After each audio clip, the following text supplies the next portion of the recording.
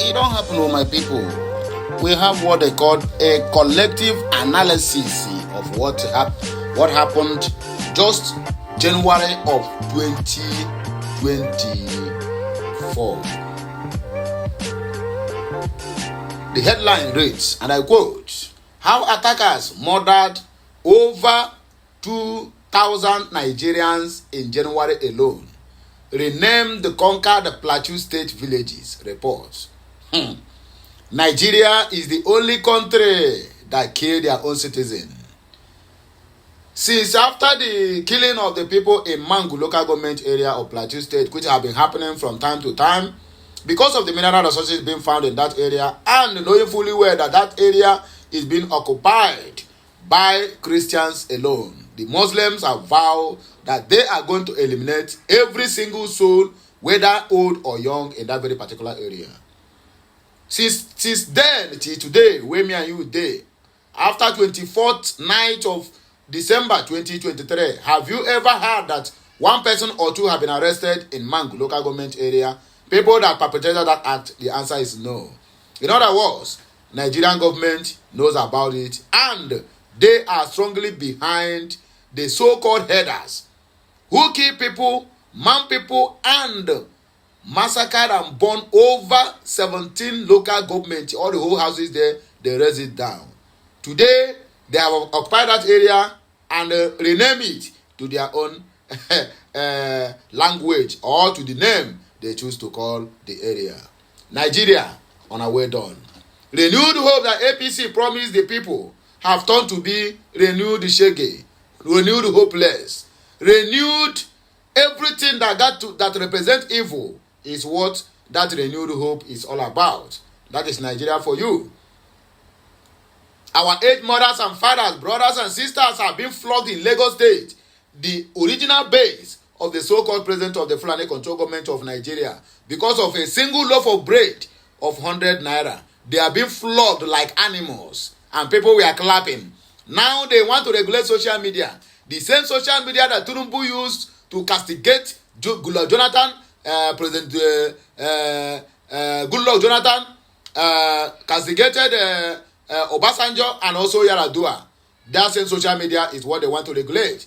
His chief of staff, that is called Babama Mela, Big Batabea Mela, what did they call him? I don't know what they call that idiot in White House.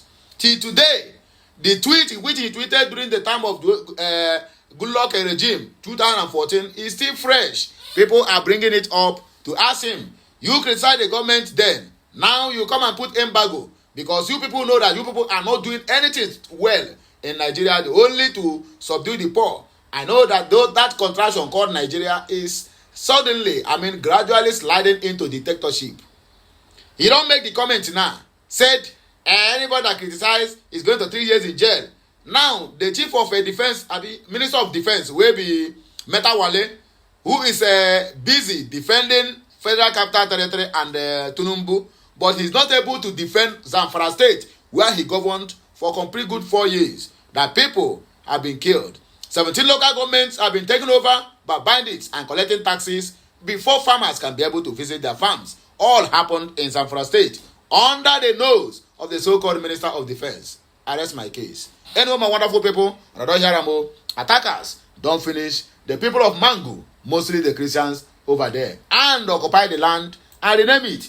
Yet, the Nigerian government has not seen anybody to arrest, but they are busy going from all the way from Nigeria with a private jet to go and kidnap Mazen Nnamdi Kanu in Kenya. What an irony of a failed nation who have vowed that they can never grow.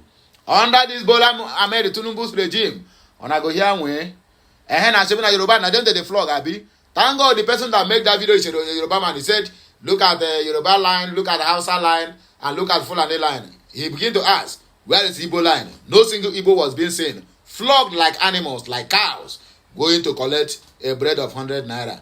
A single loaf of bread of agege bread, no original bread. I rest my case.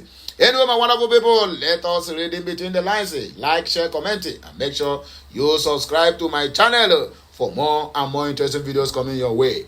The armed attackers, although has a culture of renaming some of the villages they sacked, the report added when citing how Rankum was renamed Mahanga. Fas in Riyomi renamed Tafawa. Gwai in Barikin Ladi renamed Lugere. Fit Mabuja renamed Magaraje. And Farandog High renamed Joshua. And Horop Moshere renamed Dajem Guama. All in Boko's local government area of the state. And they are living today. Where is Nigerian people? And where is security apparatus? Where is chief of staff to Bolame, Tunumbu, Badabia Mela, Bamama Mela, to go and arrest those people and bring them to book? No, for where?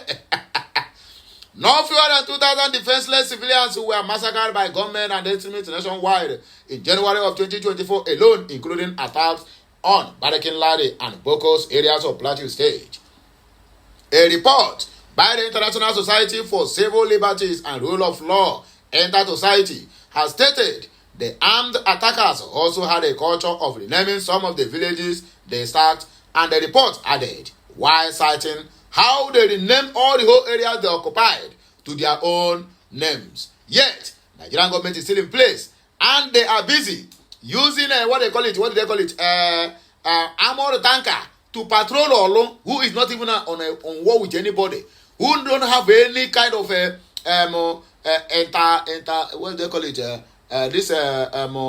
crisis or whatever. I mean, that is not my language. Like a communal clash, communal clash. No any single thing or whatsoever. Just simply because they have signed the deal with the Hope Who's Danger to eliminate all the whole Biafrans and give the state out to the Fulanese. But we are waiting. Hope. Power is transcendent. You have only 4 years to reign. And after that, what happens? Then you begin to patrol with either 1 or 2 security. Then you will hear woto. And because now you have the power. You have you have the veto power to carry more than 1,000 or 2,000 police officers, military, DSS, EFCC, DCN, and NSCDC. No problem. When you finish your tenure, we are waiting for you. You will still be moving either with 1 police or 2 police. Then your bulletproof car will never save you. The Inter-Society report released on Wednesday to Sahara reporters called on the international community to intensify their campaigns against ethno-religious persecutions in Nigeria and compel the President Bola Ahmed Tinubu-led government to respect religious persecutions in Nigeria, religious freedoms and human rights. The report partly read, many of the Plateau Christian villages uprooted and sacked by jihadist herdsmen have been renamed, including Rankum and so on and so forth. According to the news, the attackers on defenseless Nigerians in the past 13 months, January 2023 to January 2024, also led to the burning down of or wanton destruction of more than 20,000 houses and uprooting and sacking of no fewer than 5,000 communities in the 5,500 communities in the 10 worst hit states of Plateau State, Southern Kaduna, and other parts of the state. Niger, Taraba, Borno Yobe, Adamawa, Kebbi, Federal Capital Territory, Kogi, and Enugu State, where over 22 communities have been attacked or threatened with jihadist herdsmen and nomad militia attacks. The most shocking of each all is that the herdsmen operate freely and unchallenged with impunity and reckless abandon, with the Nigerian Security Forces (NSF) widely accused of turning blind eyes or looking the other side, except when it comes to protection of cows and their headers. You see, Nigeria values cows. If 1 cow lost in a community, they will give 1,000 hells of human lives. Hey, the instances of the Nigerian military's brazen partnership and biasness in the massacre of Nigerians are too many to be mentioned, according to the news. Our recommendations are calling as a matter of extreme urgency for the appointment of the United Nations Secretary General Special Emergency Envoy on Nigeria and United Security Council resolution authorizing comprehensive United Nations backed commission of inquiry or international investigations into the systematic and well-coordinated ethno-religious attacks by government-protected jihadists on defenseless Nigerians and their sacred places of worship and learning, dwelling houses, and means of livelihood. The International United Nations Investigation Call shall cover the ongoing mass killings, abduction, disappearance, torture, lootings, wanton destruction of civilian houses and other properties, and other grievous international offensive ravaging the old eastern Nigeria, particularly in Imo and other parts of the southeast. Calling for immediate appointment by the United Nations High Commissioner for Human Rights and the United Nations High Commissioner for Refugees or Special Representatives on Nigeria, that is, United Nations Special Rapporteur on Freedom of Worship or Belief, and a Special Rep on the United Refugee Agency to comprehensively investigate the situation of millions of Christians, IDPs, and other moderate Muslims, including those that have crossed international borders, refugees, so as to ascertain their numbers and locations and roles played by the Nigerian government regarding their welfare, a fundamental part of the country's international human rights and humanitarian obligations under United Nations system. The United Nations-backed Commission of Inquiry or Investigations shall be comprehensively, timely, and conclusive, with their outcome referred to the International Criminal Court, ICC. In accordance with the Chapter 7 of V11 of the United Nations Charter of 1945 for criminal investigation, including arrest, trial, and conviction of the individual and group perpetrators, including state actors, aiders, instigators, sponsors, and abettors, and the group and the individual non-state actors such as Magben and Fonam.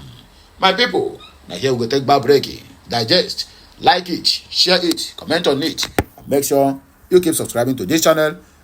More of these videos will be coming your way. Kemesiano.